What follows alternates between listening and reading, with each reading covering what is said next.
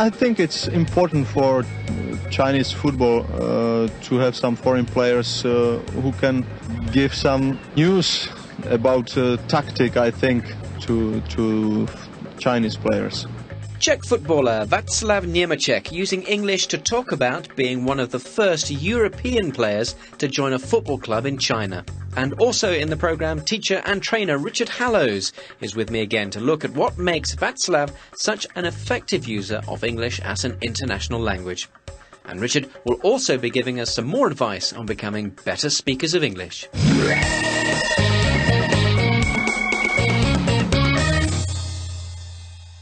Václav Němeček was a leading footballer in his home country. As a talented young player, he played for the top Czech club Sparta Prague. In his mid-20s, he played for leading Western European clubs, first in France and then in Switzerland. In 1998, he accepted an offer to play in China for the champion club Dalian Wanda. At the time, this was quite unusual for a professional European footballer to join a club in China. In this interview, he talks about the benefits of foreign players playing in China. I think it's important for Chinese football to have some foreign players who can give some news about tactic, I think, to Chinese players. But you are taking football into China. China has played football in isolation for so long. Yeah, but now I feel that China starts to open for everything, for economy, for sport. I think it's the country who is in developing time now. Václav can communicate well in English, but what is it that makes him a good communicator? What's his secret to better speaking? bbclearningenglish.com. And with me again in the studio is teacher and teacher trainer Richard Hallows. Hello, Richard. Hello, Callum. Václav Němeček, an international footballer, Richard, but is his use of international English as successful as his football? I think he's it's quite an interesting case here. His English level is not terribly high, but the way he uses his English, he sounds very confident, and he sounds, he's a good communicator. Now, I think one thing which makes him sound a better speaker than he actually is the way he says, I feel and I think. So when he's giving his opinion, he sounds, like he's very sure what he wants to say. I think it's important for Chinese football to have some foreign players who can give some news about tactic, I think, to Chinese players. But you are taking football into China. China has played football in isolation for so long. Yeah, but now I feel that China starts to open for everything. So I feel this. I think that other ways that we can express this. I mean, I think most learners of English learn I think or I believe as starting points of giving your opinion, and that's very good, and we use that all the time. But maybe our listeners could learn some more ways, develop this a little bit, and sound even more confident. Okay, well. You have the platform. Let's have some examples. Well, for example, I think is a very neutral way of giving your opinion, and I think I believe is a slightly more formal way. But maybe a very informal way is to say I reckon. I reckon. Right. So, how would you use that, for example? I reckon it's going to rain later. Okay, so you could say, I think it's going to rain, but I believe it's going to rain would sound a little bit formal, a little bit. Right, so that's, as you said before. What about if you feel very strongly about something? Well, if you have a strong conviction about something, you might say something like, I strongly believe that. And that quite formal? It's quite formal, yeah, very strong as well. Or I'm absolutely certain that. Right, and that's very strong. Oh, you could maybe if you don't have a very strong conviction about something, the opposite, you might say, I'm not so sure, but. Okay, so different ways of getting into the conversation. So develop a range of ways of expressing your opinion, from being very sure to not sure, being very formal to very informal. Okay, well, let's briefly go over those again. So ways of expressing your opinion. We've got I think, I reckon, I believe. There are three very good ones to start off with. Strong opinion? Very strong opinion, I strongly believe that. Mm-hmm. Or I'm absolutely certain that. What about if you're not so sure how you feel? Well, I'm not so sure, but da-da-da-da-da. What else would you like to pick out from that speech? OK, well, as well as giving his opinion, Václav also responds to a question, and he responds with yeah, which is not a very good way of responding, in fact. I mean, it's okay, we understand. But probably better would be something like, that's true, but, or that's true, and, depending if he wants to, contrast the point or not. You are taking football into China. China has played football in isolation for so long. Yeah, but now I feel that China starts to open. So are there more ways of responding? Well, yeah, you could also say exactly, if I absolutely agree with you. Or if I don't really agree, I could say, well, I agree up to a point, but... Yeah? And maybe if I disagree, I could say, I disagree. But it's not very natural. Better, oh, come on. Right, which is a very natural, That's very natural, yeah, expression. Much more natural, yes, yeah. Tell you what, Callum, let's have a little practice now and see if we can see how many of these different ways of giving opinion and responding we can use now. Okay. Okay. I'm going to give you some very controversial statements. Okay, right. I want you to respond. Right. Think about what we just talked about, using a range, etc., etc. So, for example, I reckon a woman's place is in the home. Oh, I'm absolutely certain that many people would disagree with that. Okay. Maybe oh, come on. Something like that might be quite... or how about, I believe football only creates violence. I agree up to a point. I think football can bring a lot of things. Violence is perhaps one of the negative things it can bring. So I agree up to a point. Okay. Let's do one final one. How about, not everyone will agree with me, but I think men should be paid more than women. Oh, come on. Don't be stupid. Yeah, very good. Okay, so there's a whole range of ways of giving opinion and responding. Okay. I reckon we've done enough of that for now. So let's go back to Václav's English. Any other points? Yeah, I think I made the point that I think Václav's level of English is not terribly high, but in fact he is a very strong communicator. So he's using the little English he has in a very effective way. For example? Well, for example, he says, we give some news about tactics, which is not a very good structure. I think it should be give some advice or something like that. But I understand what he wants to say. I think it's important for Chinese football to have some foreign players who can give some news about tactic, I think, to Chinese players. Another example, he says, China is a country who is in developing time. I think it's the country who is in developing time now. I understand what he wants to say. I think it should be a country which is developing at the moment or something like that. But I understand. That's the point. So he's a very strong communicator. And I think this is a good tip for our listeners to don't be afraid of making mistakes. Use the English you have and just try and communicate. It's the way to learn and improve. So if you could summarise those points for us, please, Richard. Well, I think the first thing is develop a range of ways of giving your opinion and responding to people's opinion. I think, I reckon, in my opinion, etc. Think about how you can use your vocabulary and your grammar, it doesn't matter how much or how little you have, as effectively as possible. Think about, number one, communicating, and number two, communicating. Richard Hallows for today. Thank you very much. Thank you. bbclearningenglish.com. I was talking there with Richard about ways of giving opinions. Do you use the wide range of expressions that Richard suggested? We asked some learners to respond to the same statement that Richard put to me, that women should be paid less than men. No, I completely disagree with this because women have a lot of things to spend on. No, definitely not. No, I think they work harder, especially moms. Sometimes they have to combine work at home and work in the office. I think they should be paid more. No, absolutely not. Everybody's equal. Not surprisingly, perhaps, some strong opinions from 3 female learners of English from Afghanistan, Nigeria and China. They certainly know the language of strong disagreement. Now, before we go today, if you didn't quite catch all of Richard's better speaking tips, don't worry, here's a chance to hear them again. Using different ways to give your opinion can make you sound more confident and fluent.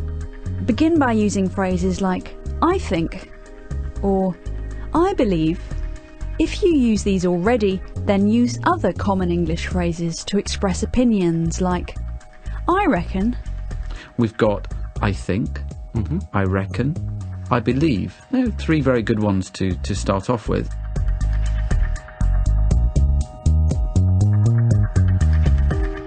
When you're having a discussion with somebody and you want to respond to the person's opinion, don't just say yes or no. Use different ways of responding. For example, if you agree, you can say, exactly. Or if you partly agree but partly disagree, you can say, that's true, but... Or you could say, well, I agree up to a point, but... And if you strongly disagree and are speaking informally, you can say, oh, come on. You could also say, exactly, if I absolutely agree with you. Or if I don't really agree, I could say, well, I agree up to a point, but... No, absolutely not. Everybody's equal.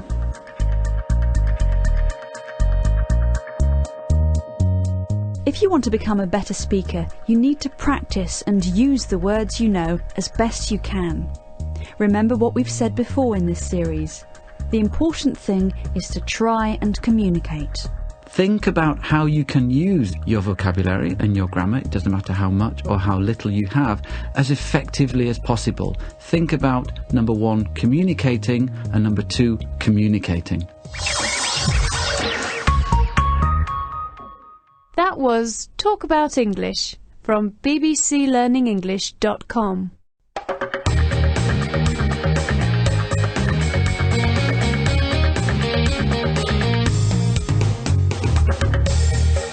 bbclearningenglish.com presents Talk About English, a series of radio features that support your English language studies.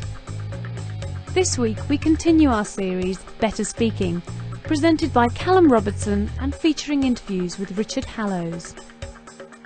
Let's start at the beginning. Abba, in fact, is the first letter of the Christian names of Annefried, Benny, Bjorn and Agneta. That makes Abba. Yeah, right. But it started all, Benny, with the Hepstars, right? For me it did, yes. Oh, well, it started much earlier than that because my grandfather gave me an accordion when I was 6 years old.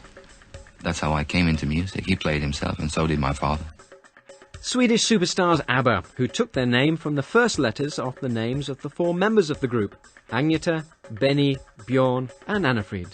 In today's Better Speaking, we hear more from ABBA, and as usual, English teacher Richard Hallows will be with me to explain what makes the 4 members of ABBA such effective users of English as an international language. Richard will also be giving us some more advice on becoming better speakers of English. I think it's very useful to employ some of this vague language when you're speaking, words like ish or sort of or kind of. It's very useful and it can make you sound a more interesting, more natural kind of speaker. If you find it difficult to speak English and would like some help and advice on how to become more fluent and maybe one day use English as confidently as ABBA, then Better Speaking is for you.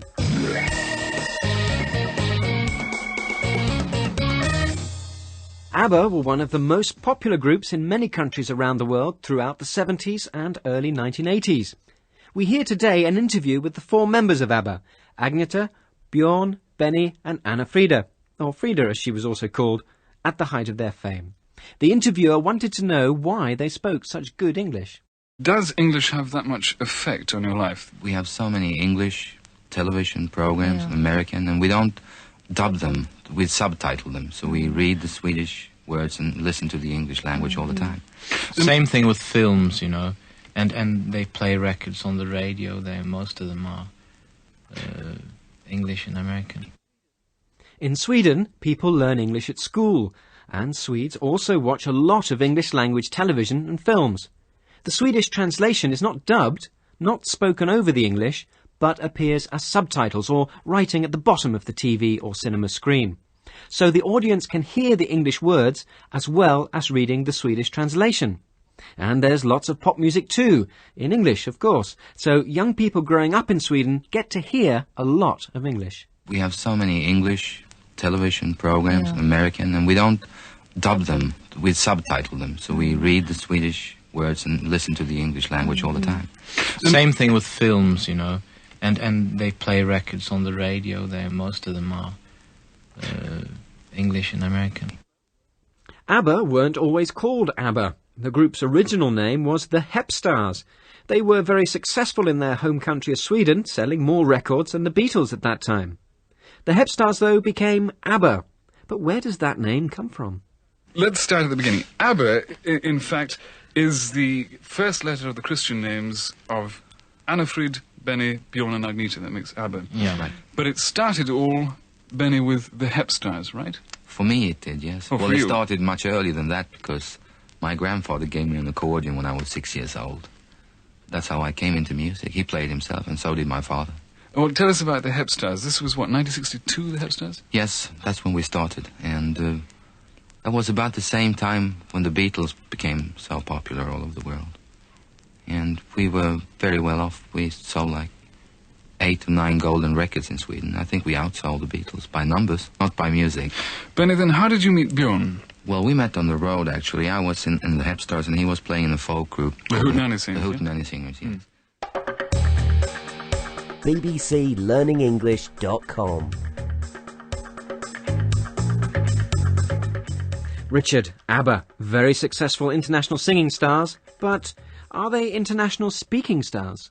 Very much so. I think ABBA speak very fluently with great range of vocabulary, amazing speakers really. What I particularly like to talk about today is the way they use vague language. And what do you mean by vague language? Well, when you don't want to say something exactly, we use it also just for adding colour to your conversation, make yourself sound more interesting. Some examples I'd like to point out are when Benny says, "It was about the same time," or "We sold like 8 or 9 golden records."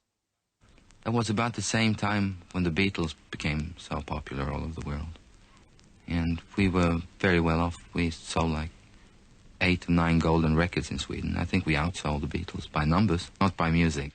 So it's not being exact, it's not being specific, it's sort of being vague. Exactly, sort of is another way of being vague. So we've got the examples there. It was about the same time.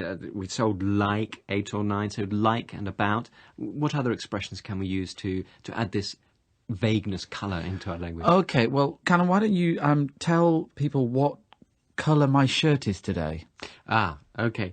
Well, it's sort of red. It's not exactly red. I suppose it's could you say reddish? Reddish. It's kind of red and it's brown, isn't it? Maybe we could say it's a reddish brown. Reddish brown. Okay. And also I think I said it's sort of red. It's sort of also, or kind of, you also said. Yeah. So sort of, kind of, reddish. This ish is very interesting, actually. We can use it in loads of different ways. Such as? Well, ask me what time it is. Okay. What time is it, Richard? Well, I'm not wearing my watch, but I think it's 10ish. 10ish. So you can add this on to any words? Yeah, like I could say oldish or early-ish, or in fact, we can use ish on its own, just as a word in its own right. How would we use it on our own? Well, for example, you went to a party last night, and did you have a good time? Well, ish. So you're using the word ish to say, it wasn't good, it wasn't bad. Right, okay. So ish by itself and ish added onto other adjectives mainly, I suppose.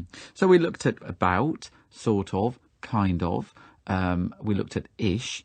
Now, I want you to try and use these different kind of vague words to describe someone. Who? How about, you've got a new girlfriend, haven't you? Tell us about her.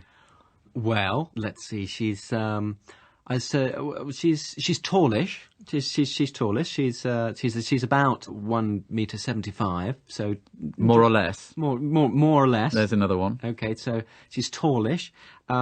She's got darkish hair, a little bit of red in there, so reddish hair, and she's sort of shy. Do you know how old she is? Oh, and I haven't asked. I'm too much of a gentleman.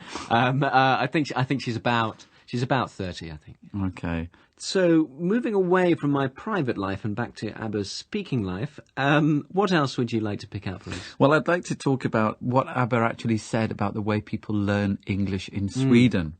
They talked about improving your English by watching films in English, watching TV in English, listening to music in English. So I think all these things go to prove the point that we've talked about before, how important it is to get as much exposure to English as possible. We have so many English television programs, American, and we don't dub them, we subtitle them. So we read the Swedish words and listen to the English language all the time. Same thing with films, you know, and they play records on the radio there. Most of them are English and American. So listening to and hearing natural, real English through movies, television is a good way of improving your English. It's a wonderful way and enjoyable too. So, Richard, I wonder if briefly you could sum up those points for us. Well, I think it's very useful to employ some of this vague language when you're speaking, words like ish or sort of or kind of. It's very useful and it can make you sound more interesting, more natural kind of speaker. And also try to watch as much TV in English or listen to music in English and get as much exposure as possible. Maybe if you do that, you're going to get a wide range of vocabulary. You're going to be fluent. You're going to have good comprehension skills and good pronunciation and sound as good as ABBA. Richard, for today, thank you very much for those better speaking tips. Thank you. bbclearningenglish.com. Richard talked there about using vague language, describing something that's not exact. Remember Benny from ABBA used the words like and about. It was about the same time when the Beatles became so popular. We sold like 8 or 9 golden records in Sweden. And Richard gave us a simple way to describe a colour that is not clearly one thing or another. We can say it's sort of brown or brownish. We asked a learner of English who's been studying in Britain if she had heard or uses such language. I'm not sure whether I've heard tallish or brownish, but I'm sure I've heard 8ish and 5ish when our colleagues meant around 8 o'clock and 5 o'clock. And I think this kind of language sounds very natural. Now, before we go today, if you didn't quite catch all of Richard's better speaking tips, don't worry, here's a chance to hear them again. To sound more natural when you speak English, remember you can use vague language, words and phrases which show that you're not sure. For example, if you're describing a film, you can say, "It's a sort of adventure film." Or you could say, "It's a kind of adventure film." I think it's very useful to employ some of this vague language when you're speaking, words like ish or sort of or kind of. It's very useful and it can make you sound more interesting, more natural kind of speaker.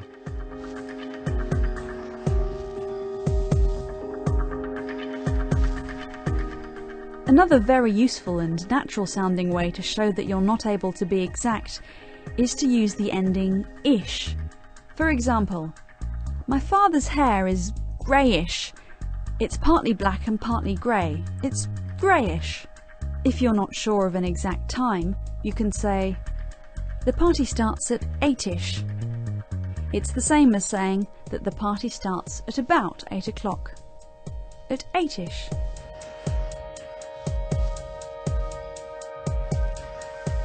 Take a tip from ABBA and their fellow Swedes. Watch English language TV and films, or listen to the radio or music in English. These will all help you to improve your spoken as well as general English language skills. Try to watch as much TV in English or listen to music in English and get as much exposure as possible. Maybe if you do that, you're going to get a wide range of vocabulary. You're going to be fluent. You're going to have good comprehension skills and good pronunciation and sound as good as ABBA.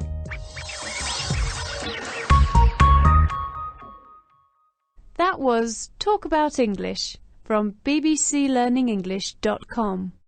This is a download from the BBC.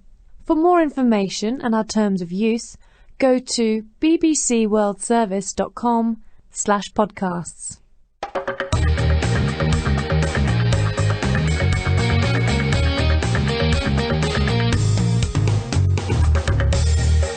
bbclearningenglish.com presents Talk About English, a series of radio features that support your English language studies. This week we continue our series, Better Speaking, presented by Callum Robertson and featuring interviews with Richard Hallows. Yeah, I mean, those past few weeks have been amazing. I mean, before Paris, I wasn't even sure if I was supposed to play Paris because I wasn't in the best of conditions, and my back hurting a little bit, and I didn't play a lot of matches in the past few weeks before that, and what kept me really going was really to get some match preparation to come here to Wimbledon. German tennis star Steffi Graf delighted at having one more chance to play in a Wimbledon final. Steffi obviously speaks English very well, but what is it that she's doing that makes her such a good communicator in English? What's her secret to better speaking? 2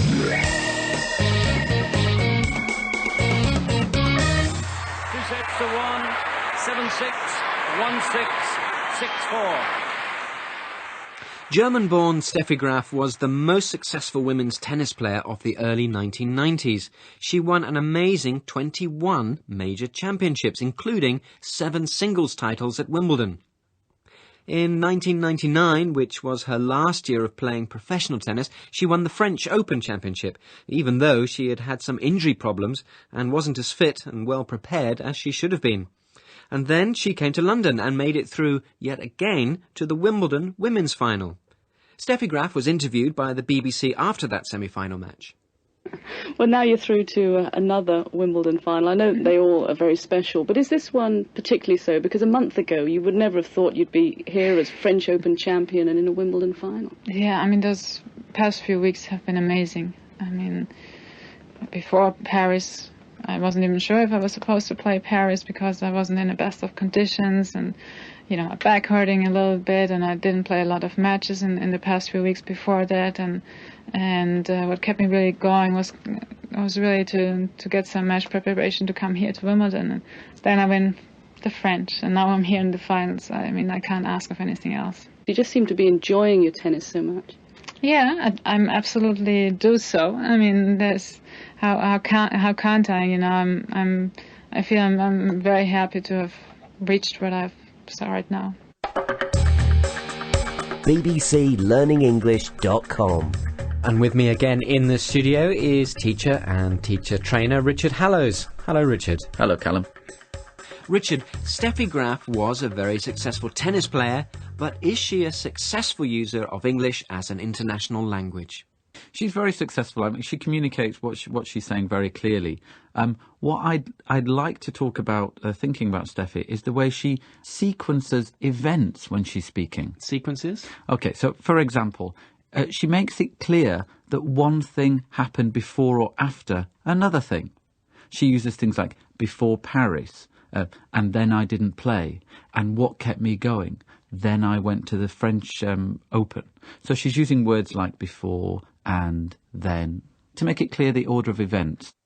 Before Paris, I wasn't even sure if I was supposed to play Paris because I wasn't in the best of conditions, and my back hurting a little bit, and I didn't play a lot of matches in the past few weeks before that, and what kept me really going was really to get some match preparation to come here to Wimbledon. And then I win the French, and now I'm here in the finals. I mean, I can't ask of anything else. So it's not just being done through using the simple past or the past perfect. It's not done through grammar, it's done through vocabulary. Yeah. You can just say, and we often do when we're speaking, use words and then. These two words are probably enough to communicate, the message, the idea. But it may be a little dull for the listener. It may sound a little boring. So maybe we need to think of other ways of saying this. Okay, so could you just go over a few of those expressions again? Well, why not use first of all, then after that, or you could say afterwards, and finally. Well, shall we try and give an example of how that might work? Okay, well, you have a think about. I'm going to tell you what I did this morning, and I'm not going to tell you the correct order, and see if you can maybe put them into the correct order using some of these words. Okay. I got up. I went to the pub. I went to work. I bumped into a friend, and I came to the BBC. Now, what did I do first and next? Let me see. Okay. Well, first you got up, and then you went to work. After that, you went to the pub, and while you were in the pub, you bumped into a friend, and finally you came to the BBC. That's actually correct. So you went to the pub before you came here? I did, but I only had an orange juice. Ah, how very professional of you. No, very interesting. Actually, you used the word while. Can you think why you used that word while? Well, because because while you were in the pub, you bumped into the friend at the same time. At the same time, which is very useful to be able to say something happening at the same time. Now, we could think of other words around this area. We've got words like as soon as or just as, which are all around this same time. And what's the difference between those? Okay, while, or you could use when or as, means at the same time. Just as means exactly the same time. And as soon as is when one thing happens immediately after another thing. How about an example then for as soon as and just as? Well, as soon as I arrived here today, I went and got myself a cup of coffee. So one thing happened immediately after. You arrived, you got a cup of coffee. As soon as you arrived, you got a cup of coffee. And just as I was arriving, I saw a colleague leaving. So you were arriving, you saw a colleague leaving. At exactly the same time. So just as you were arriving, you saw a colleague leaving. Now, moving on, or next, or after this, are there any other things about Steffi's English you'd like to pick up? Other things that I'd like to talk about Steffi are that she does make mistakes. And I'd like to reiterate, say again, this message that it's okay to make mistakes. And that I said at the beginning of the programme that Steffi is a good communicator. And this is in spite of the small mistakes that she makes. The mistakes she makes are things with countables and word order and prepositions, things which don't affect her meaning. For example, she says, it kept me really going. Of course, this should be, it really kept me going.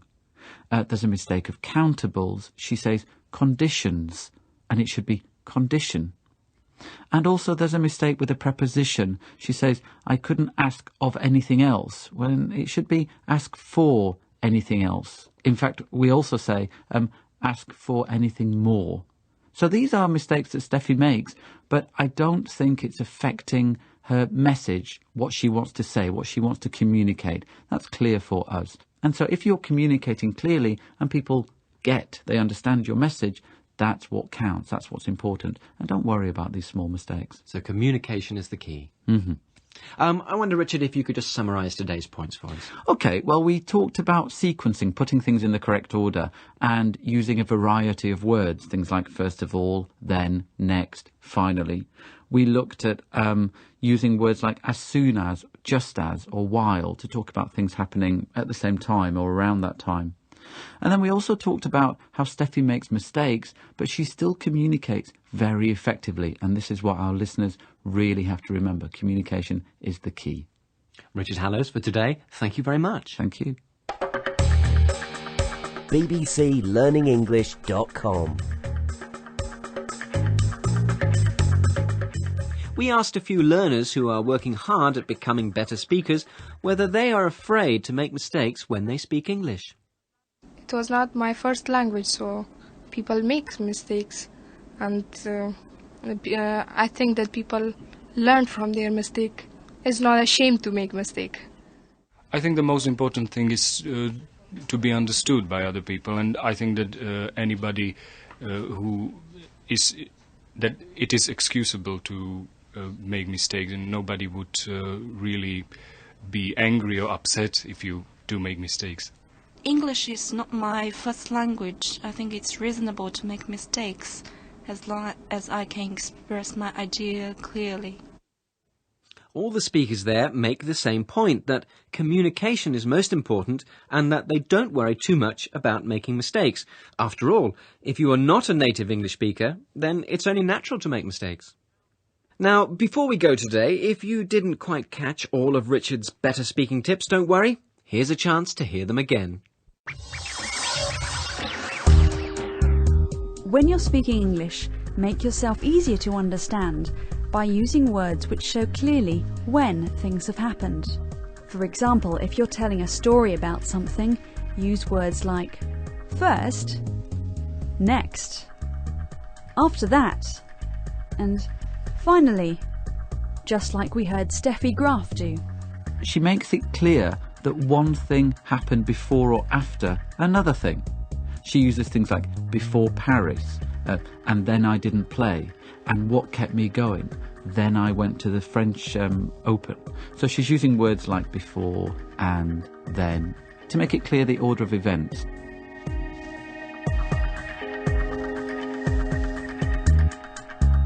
Use expressions and words to show if two actions happen at the same time or very soon after each other.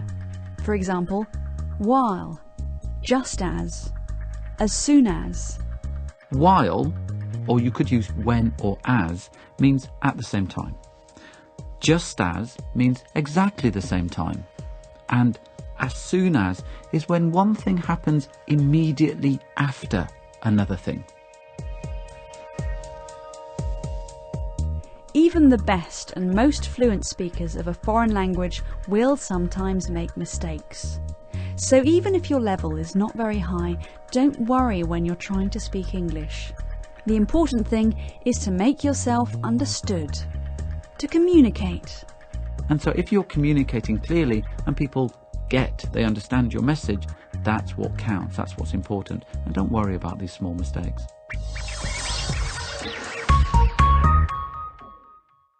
That was Talk About English from bbclearningenglish.com.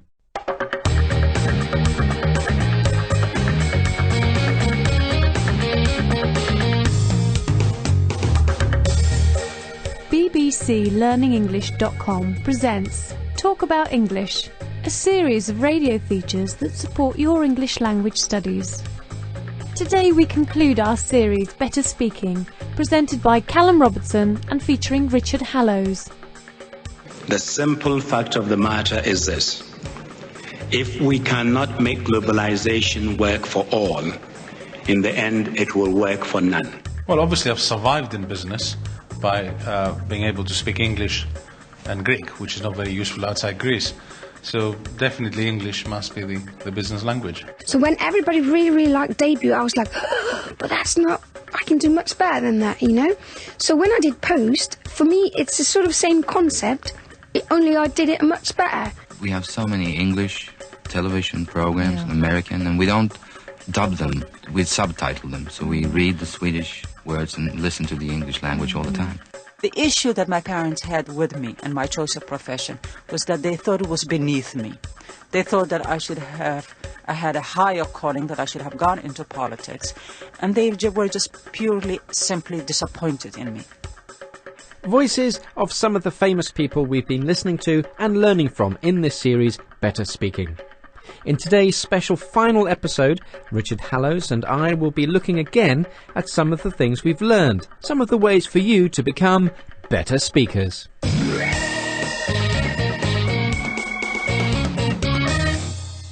So Richard, here we are one more time. What are the main better speaking tips that you're going to highlight for us again today? Well, there are lots of different things we're going to be thinking about. We've looked in the series at different strategies for communication. We've looked at different ways of dealing with vocabulary, organising it, etc. And we've also looked at different ways of maybe thinking about pronunciation, speaking more clearly. OK, now from those, let's start with what you call communication strategies. What should learners remember here, Richard? Well, I think the most important point, and this is something we've said again and again, is that you mustn't be afraid of making mistakes. If you want to communicate and you want to communicate effectively, it's okay to make mistakes. The point is to get your idea across to the listener. Now, many students might think, well, I don't want to make a mistake. If I make a mistake, that's wrong, that's bad. Well, I think if you're making so many mistakes that communication breaks down, that the listener doesn't understand, then that's one thing. But if you're making small mistakes, really don't worry about them. Keep going, don't stop. If you stop communicating, then the listener, they're going to switch off, be a little bit bored. The idea is just get that message across. Don't worry about those small mistakes. They won't affect your communication. So communication is the most important thing. Absolutely. Well, let's hear a couple of listeners who talk about their attitude to making mistakes when they're speaking. I'm not afraid of making mistakes because I've learned from my mistakes. For example, when I was making mistake in he or she, when I was talking about a man, I was saying that she said like this, even though I knew that he's a man, but I was making mistake. But I was not shy because it was not my first language, and later on I was correcting myself. I knew that it is mistake, so I was never afraid of making mistake. English is not my first language. I think it's reasonable to make mistakes as long as I can express my idea clearly. If you don't know where you make mistakes, you will never make progress. So both those speakers there were quite fluent and communicative in English, although they both said that because they're not native speakers, they're going to make mistakes, and that's part of the process of how they learn. Well, absolutely. I mean, that's absolutely the case. I might also remind listeners of a little trick that we thought of in one of the programmes, where you focus sometimes when you're speaking on accuracy and sometimes on fluency. So sometimes when you're out with your friends and you're socialising in the pub, it's okay maybe for a small time think, all right, for the next 10 minutes I'm going to think absolutely of every little grammar point and speak absolutely correctly, and do that sometimes. And then the rest of the time, let yourself go, relax, enjoy speaking and just communicate. Learners who are trying to improve their speaking obviously need to have a wide range of vocabulary, but many students have the problem in that they don't know enough words, or particularly they don't know a word for a particular thing. They're in a conversation and they want to talk about something, but they don't know that word. Now, you had some strategies for dealing with that very common situation. Yeah, I mean, obviously vocabulary is key, and if you have very few words, you have to think, well, how can you use those few words as effectively as possible? How can you communicate with those words? And so I think what our listeners need to think about doing is talking around a word, explaining what a word is. So if you don't know the word for something, well, just explain what it is. Use the words that you have to communicate your message. Well, here's Rafael, who's from Brazil, and he had the kind of problem you've just been describing there, and he gets around it. Have a listen to this and see if you can work out what was the word that he was having difficulty finding. I was in the bus and I wanted to buy a ticket. I wanted to pay my fare, and I didn't have money, coins, and the fare was just 70p, so I had to give a big note of money to the driver, but the driver told me that he couldn't accept the note because he didn't have small coins of to give me back the money I gave him. So the word that Raphael is trying to explain is change. Change, and he uses small money. And we understand completely what he wants to say. Now, there are some useful little expressions that you might use to help yourself explain things. If you're explaining something, you could say, it's the person who, for example. What do you call the man who collects your money on the bus? It's the driver. Yeah, it could be the driver, or there's the person who walks around. Or the conductor. Yeah, so we can say the person who, we can say the thing that, or we can say the stuff that. We use stuff for uncountable nouns. Okay, can you give me an example? So what's that, what do you call that white stuff that you use for cleaning your teeth? Toothpaste. Okay, yeah. There you go. So that's one way of not getting held up by words you don't know or can't remember. Talk around them. But what else can you do about this problem of not having enough words to express what you want to say, to communicate without running out of words? Before on the programme I talked about I went to Spain. I went to see my friend Jon in Spain, and there'd been an important football match. Now, John always wants to talk about football, so I prepared the topic in my mind, and I thought of the likely words that I might need to talk about. So I thought of words like goal and score and shoot, result, words like this. So what I'm talking about really is preparing vocabulary for likely situations. In an earlier programme, we heard a good example of vocabulary being used around a specific topic, and that was Kofi Annan, Secretary-General of the United Nations. Let's just hear that again.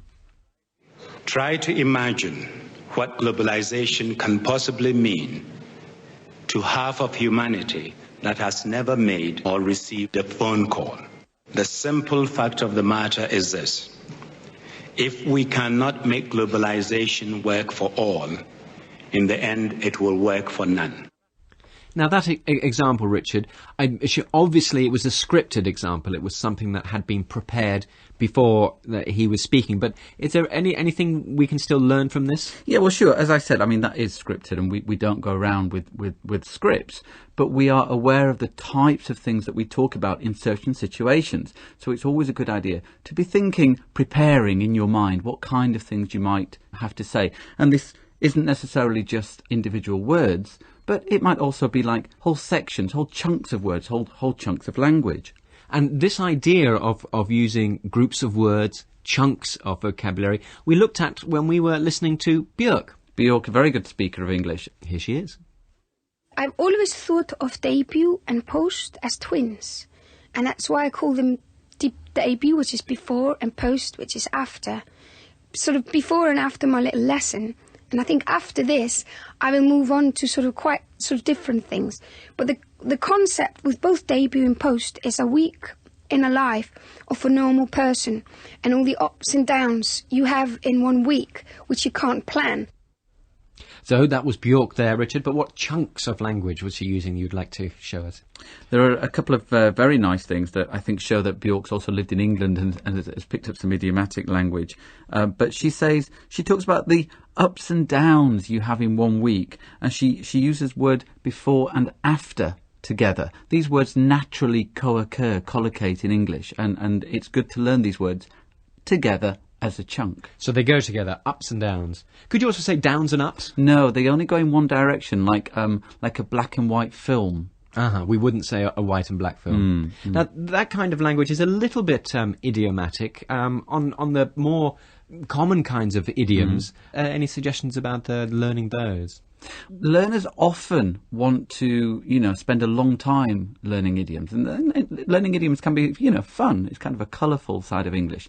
But in fact, if you're intending to communicate with other non-native speakers, then chances of, using idioms effectively and your listener understanding, quite small, really. And I would advise people to learn more common non-idiomatic language first. And then when you reach a higher level, maybe, that's the time.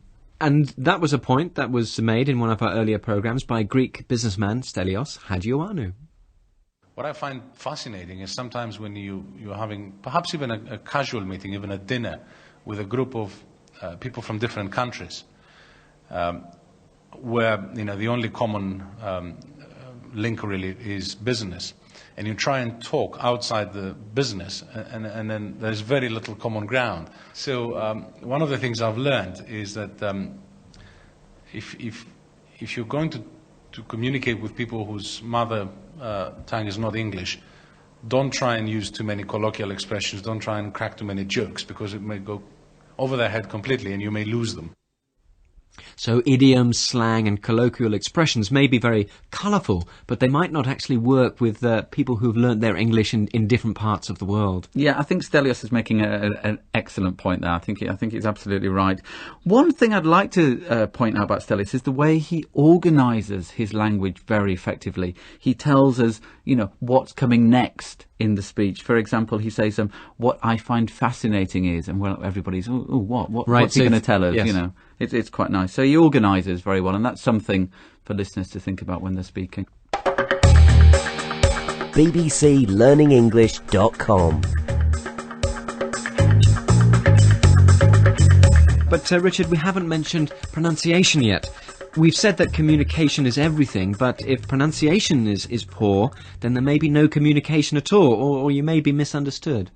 Well, sure. I mean, I could talk about pronunciation, you know, we could do a whole series on pronunciation, but I think the most important advice for listeners is to think about the sentence stress and the intonation that you're using. If there's one thing you're going to work on particularly, then think about how you stress certain words in your sentence and which words are not so important. And also think about how the sentences might go up or might go down. Indeed, if you want to sound interesting, then in English we use a certain intonation pattern which may be similar or different to your language. It's important to know, be aware of the differences and, you know, adopt the English way of speaking. Well, sadly, that's all the time we have today, Richard, and that's all the time we have for this series. Thank you very much for your contributions, your help, your tips and your advice. And thanks too to all our celebrity better speakers. Well, we hope that this programme has helped you to go on to become a better speaker.